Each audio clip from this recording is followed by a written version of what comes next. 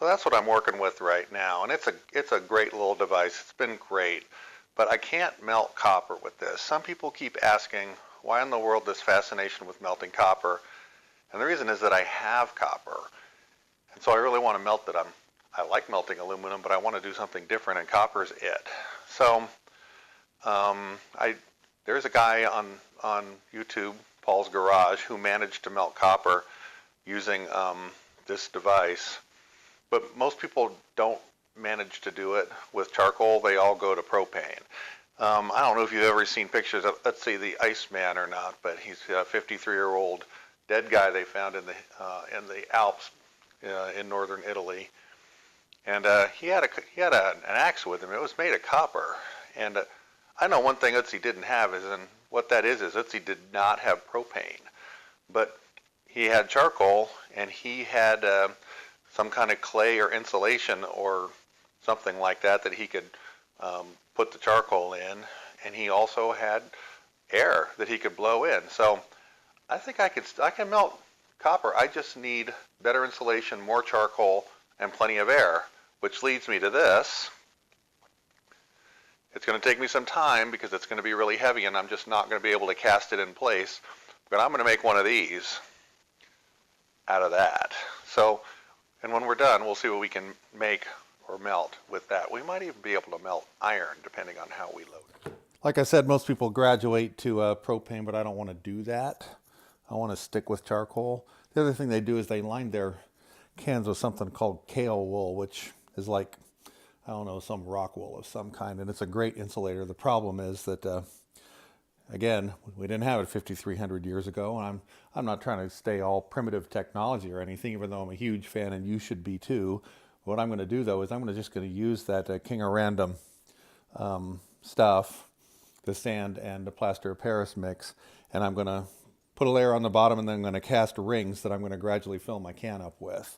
So it's a pretty easy recipe. It's just 1-to-1 of sand and plaster of Paris. Add water to suit.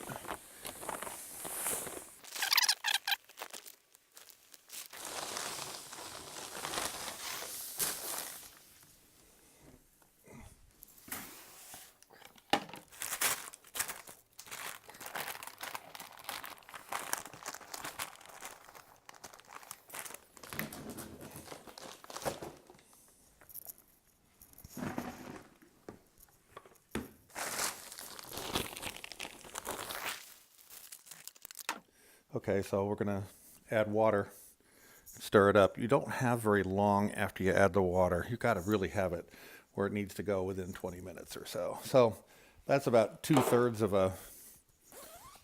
a 5-gallon bucket, and that's a 20-gallon trash can.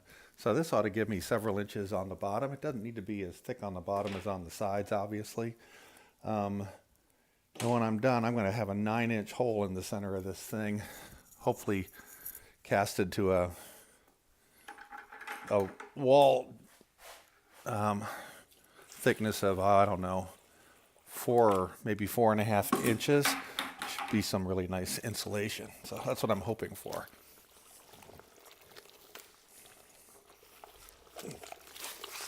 This seems to be the best way to do this. I've mixed it with a stick, but frankly, your hand seems to be much more effective and faster. Plus, you can tell whether you got everything because you can feel it.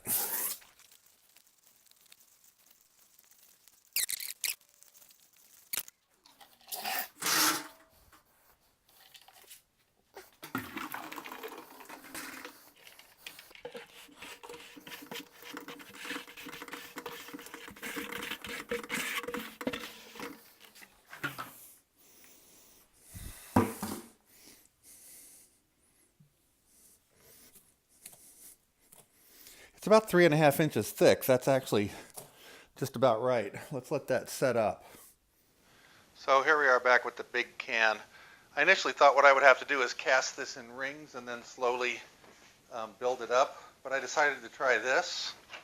I don't know if it'll work or not, but one of the nice things about this casting medium is that it's really pretty forgiving. So essentially what I'm going to do, God, I better get the stuff in there. It's already hardening.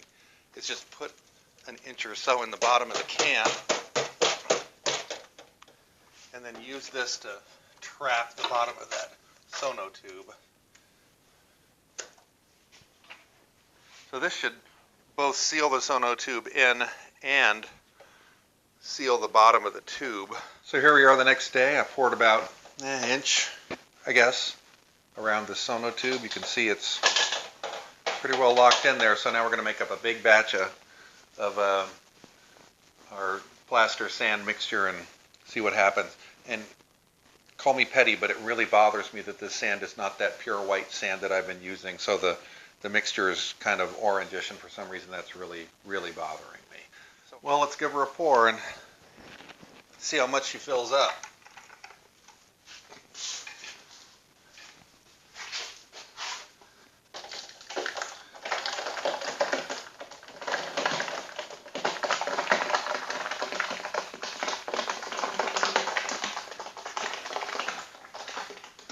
Ooh, not nearly as much as I hoped.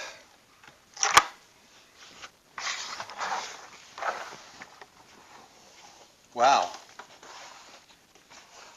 that took a lot of material. Okay, next pour. This is the third bucket of this stuff, and each of these things weighs about 30 pounds, so this thing's going to be heavy. Granted, some of the water will go, but most of it actually stays because this stuff is hydrated. It's essentially a form of, well, not concrete, but you know what I mean. It's a mortar, so it doesn't dry, it hardens, it hydrates and hardens. So most of the water weight won't actually go away.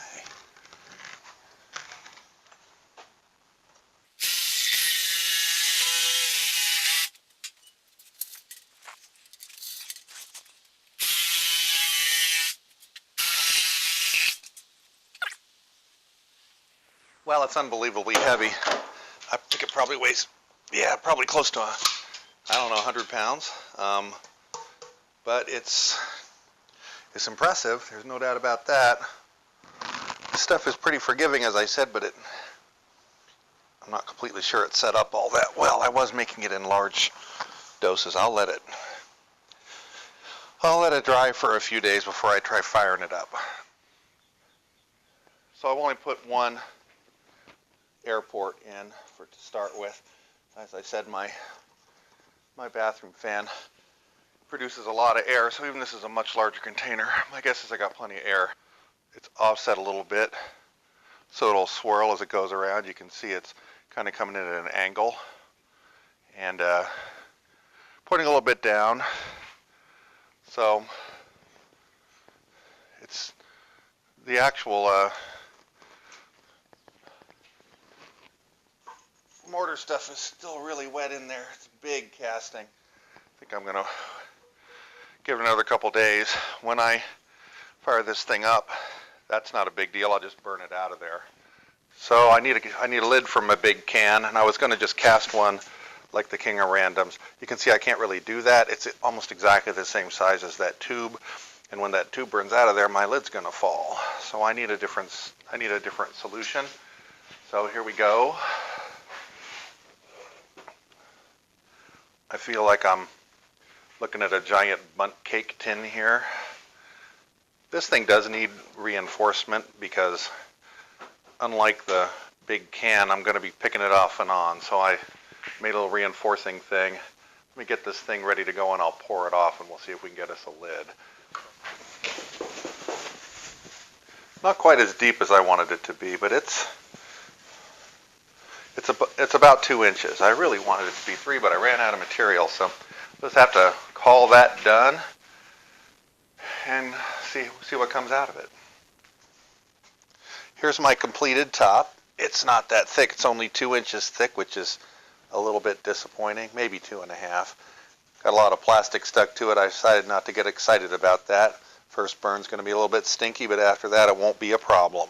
So I'm calling that a wrap.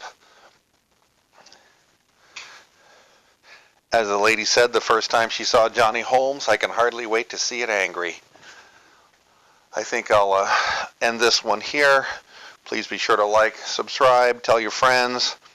I'm going to have to tap into the National Charcoal Reserve, but pretty soon I'm going to fire this puppy up and go to town on various versions of metals, and we'll see if I can beat Ötzi at his own game.